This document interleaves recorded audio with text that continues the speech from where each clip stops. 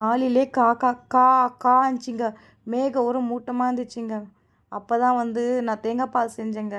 தேங்காய் பால் செய்யும்போது தொட்டுக்க எதுவுமே இல்லைன்னு சொல்லிட்டு யோசிச்சுக்கிட்டே இருந்தேங்க. அப்போ தான் வந்து என் மதரின்ல என்ன சொன்னாங்க, இதுடி நான் ஒரு டிஷ்ஷு செய்கிறேன் அப்படின்னு சொல்லிட்டு சொன்னாங்க. என்ன டிஷ்ஷுன்னு கேட்டேன். அது சர்ப்ரைஸுன்னு சொன்னாங்க. அப்புறம் ஒரு பலாக்காய் எடுத்துன்னு வந்தாங்க. அதில் ஒரு தொக்கு மாதிரி செஞ்சாங்க. அது எப்படி செய்யுதுன்னு சொல்லிட்டு பாருங்கள்.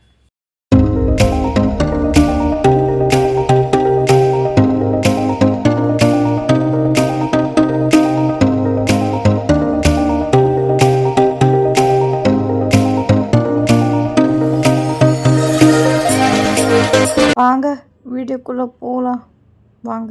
இப்போ பாருங்க செம சூப்பராக நம்ம ஒரு மார்னிங் நேரத்தில் வந்து செம சூப்பராக ஒரு காம்பினேஷனுக்கு ஏற்ற மாதிரி நம்ம வந்து மட்டனு சிக்கனு இதே தோற்று போகிற அளவுக்கு வந்து நம்ம பலா பிஞ்சு எடுத்து வச்சுருக்கோம். இங்கே பலா பிஞ்சு எடுத்து நான் வந்து மேலே இருக்க தோலெல்லாம் நல்லா ரிமூவ் பண்ணிவிட்டு அரிஞ்சு வச்சுருக்கிறேன். நல்லா வாஷ் பண்ணி அரிஞ்சு வச்சுருக்கிறேன் ஃப்ரெண்ட்ஸ்.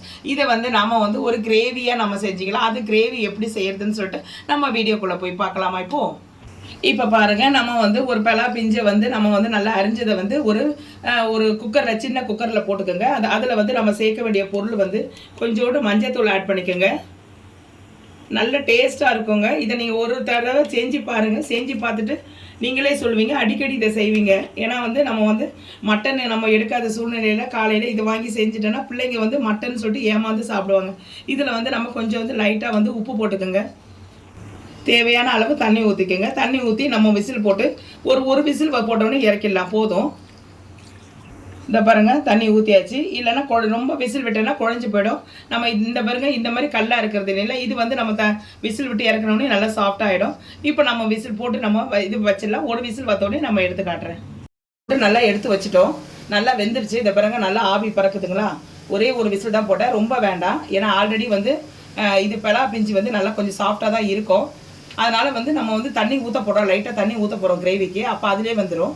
அதனால் ஒரு விசில் போதுங்க. நல்லா நம்ம இப்போ எடுத்து தனியாக வச்சுட்டோம் செய்வதற்கு. இப்போ நம்ம வந்து இது பாருங்க, சில ஐட்டம்ஸ் எல்லாம் நம்ம எடுத்துக்கலாம். இது பிரிஞ்சி ஃப்ளேவரெல்லாம் எடுத்துக்கலாம். நம்ம அதாவது 2 பட்டை எடுத்துருக்கிறேன். இது 2 பிரிஞ்சி இலை, 2 பட்டை, அதாவது ஒரு 4-5 இது கிராம்பு, கொஞ்சோண்டு சோம்பு தாளிக்கிறதுக்கு. அதுக்கப்புறம் வந்து இது பாருங்க, ஒரு இது சின்ன வெங்காயமாக இருந்தால் 2 வெங்காயம் இது கொஞ்சம் நல்லா சின்னதாக அரிஞ்சிருக்குங்க. ஒரு 4 பச்சை மிளகாய் நான் அரிஞ்சு வச்சுருக்கேன். அதுக்கப்புறம் சின்ன தக்காளியாக இருந்தால் ஒரு 2 தக்காளி.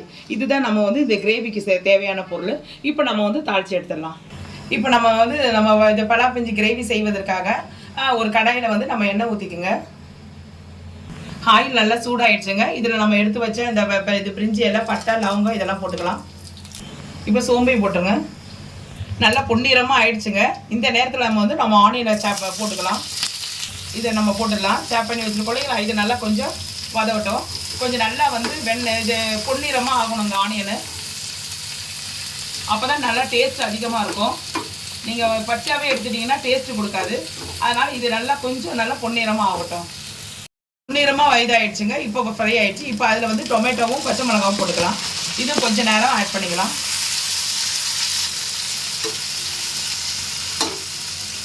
போது வந்து கொஞ்சோண்டு ஒரு 1/2 டீஸ்பூன் வந்து இஞ்சி பூண்டு பேஸ்ட் போட்டுக்கோங்க. இப்போ நல்லா வந்து மேஷ் பண்ணி விட்டுருங்க.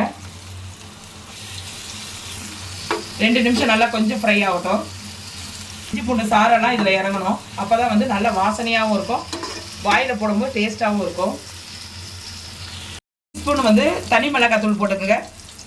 இது நீங்கள் பாருங்கள், நிறைய நம்ம பச்சை மிளகாய் போட்டிருக்கோம். அதனால் வந்து ரொம்ப ஆட் பண்ணாதீங்க. ஏன்னா பிள்ளைங்களுக்கெல்லாம் ரொம்ப காரமாக இருக்கும். அதனால் வந்து ஒரு 1/2 டீஸ்பூன் வந்து தனி மிளகாத்தூள் ஆட் பண்ணுங்க. சீரகத்தூள் ஆட் பண்ணிக்கோங்க. நல்லா வாசனையாக இருக்கும். இது இந்த பக்குவத்தில் வந்து நம்ம வந்து எல்லாத்தையும் மிக்ஸ் பண்ணி விட்டுருங்க. நல்லா கொஞ்சம் ஃப்ரை ஆகிடுச்சு ஃப்ரெண்ட்ஸ். இதை பாருங்கள், இந்த மாதிரி கிரேவி மாதிரி வரணும். இப்போ இந்த நேரத்தில் வந்து நம்ம ரெடி பண்ணி வச்சுருக்கோம் இல்லைங்களா, பலா பிஞ்சு வேக வச்சது இதில் போட்டுருங்க. நல்லா மிக்ஸ் பண்ணி விட்டுருங்க.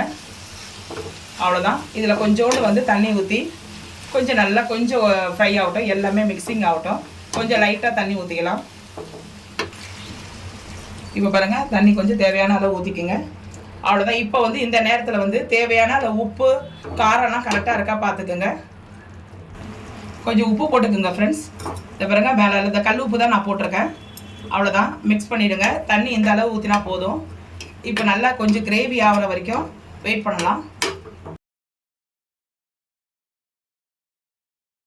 நல்லா கிரேவி மாதிரி நல்லா செம சூப்பராக இதை பாருங்க, பார்க்கும் போதே பாருங்க நல்லா கறி மாதிரியே இருக்குது பாருங்க, பார்க்குறதுக்கு அப்படியே மட்டன் மாதிரியே இருக்குது பாருங்க. இந்த பீஸை பாருங்க, அப்படியே மட்டன் மாதிரியே இருக்குது பாருங்க, அவ்வளோ செம சூப்பராக இருக்குங்க. இதில் வந்து நம்ம இப்போ என்ன பண்ணணும், தண்ணியெல்லாம் நல்லா வத்திடுச்சுங்க. இப்போ வந்து நம்ம என்ன பண்ணணும், இதில் வந்து கொஞ்சோண்டு கரம் மசாலா போட்டுக்கலாங்க. கரம் மசாலா வந்து நம்ம இறக்கும் போது தான் போடணும், அப்போ தான் டேஸ்ட்டு கொடுக்கும். இந்த பாருங்க, கொஞ்சோண்டு கரம் மசாலா போட்டுக்கோங்க.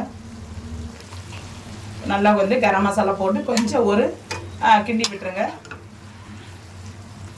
இப்போ பாருங்கள் ரெடி ஆகிடுச்சு. இந்த நேரத்தில் வந்து கொத்தமல்லி இருக்கு இல்லைங்களா, அந்த கொத்தமல்லியை மேலே தூவி விட்டு இப்போ இறக்கலாங்க. ஆம்பிடுதாங்க. நல்லா வந்து நல்லா மட்டனுக்கும் இது சிக்கனுக்கும் ஏற்ற ஒரு தோத்துவே போகும். அந்த அளவு நான் வந்து பலா பிஞ்சில் நான் வந்து கிரேவி செஞ்சுருக்க பாருங்கள் ஃப்ரெண்ட்ஸ். எவ்வளோ செம்ம சூப்பராக இருக்குது பாருங்கள். ஆட்டுக்கறியே தோற்றுரும் நமக்கு, ஆனால் அந்த அளவு டேஸ்ட் வைஸில் அவ்வளோ டேஸ்ட்டாக இருக்கும். நான் சொல்ல தேவையில்லை, நீங்களும் செஞ்சு பாருங்கள். அந்த மேலெல்லாம் அந்த இதெல்லாம் பாருங்கள், லேயரெல்லாம் பாருங்கள், அப்படியே மட்டனாக இருக்குதுங்களா. அந்த அளவு டேஸ்ட்டும் அந்த அளவு கூடும் ஃப்ரெண்ட்ஸ். அது நீங்கள் இதை செஞ்சு பார்த்துட்டு எப்படி வந்ததுன்னு எனக்கு சொல்கிறீங்களா? உங்களுக்கு இப்போ தெரிஞ்சவங்களுக்கு இதை ஷேர் பண்ணி விடுறீங்களா? இந்த வீடியோ பிடிச்சிருந்தா நீங்கள் லைக் பண்ணுங்கள். உங்களுக்கு இந்த வீடியோ நான் செஞ்சது, நான் பேசுனதெல்லாம் பிடிச்சிருந்துச்சுன்னா ஒரு சப்ஸ்கிரைப் பண்ணி விடுங்க ஃப்ரெண்ட்ஸ். பக்கத்தில் ஆல் என்ற ஆப்ஷன் இருக்கும், அதை நீங்கள் டச் பண்ணிங்கன்னா நான் போடுற எந்த வீடியோ வந்தாலும் உங்களுக்கு நோட்டிஃபிகேஷனில் டெய்லி மார்னிங் வந்துடும் ஃப்ரெண்ட்ஸ். ஓகே, இதோட உங்களோட விடைபெறுவது உங்கள் அலமேலு ஃப்ரெண்ட்ஸ். இதோட நாளைக்கு ஒரு புது டிஷ்ஷோடு சந்திக்கிறேன் ஃப்ரெண்ட்ஸ். ஓகே தென் பாய். அப்படிதாங்க.